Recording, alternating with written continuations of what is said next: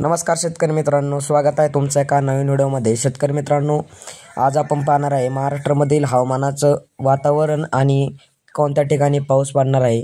चला जाणून घेऊ। त्याआधी आपल्या चॅनलवर नवीन असाल तर चॅनलला सबस्क्राईब करून घ्या, कारण हवामानाच्या बातम्या आपल्याला चॅनलवर पाहायला मिळतात आणि महाराष्ट्राचं एकमेव चांगलं चॅनल म्हणजे हे चॅनल आहे।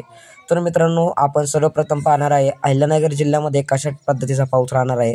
अहिल्यानगर जिल्ह्यामध्ये दिवसा जास्त ऊन पडण्याची शक्यता आहे, रात्री थोडं वादळी वारा होणार आहे आणि त्यामध्ये भुरभुर पाऊस पडण्याची शक्यता आहे। बीडकडे काही जिल्हे जोडपण्याची शक्यता आहे, बीडकडे काही तालुके जोडपण्याची शक्यता आहे आणि पुण्याकडे पाहायला गेलं तर पुण्याकडे भुरभुर प्रकारचा पाऊस राहण्याची शक्यता आहे आणि जवळपास सर्व महाराष्ट्रामध्येच वादळी वारा आणि थोडासा गारठ्याचा पाऊस राहण्याची शक्यता आहे। आणि पाहायला गेलं जालन्याकडे तर जालन्याकडे देखील दिवसा थोडंसं गारच वातावरण राहणार आहे।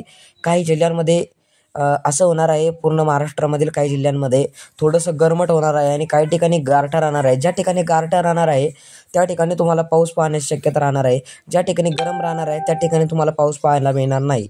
मित्रांनो, चांगला वाटला असेल व्हिडिओ तर चॅनलला सबस्क्राईब करून टाका। धन्यवाद।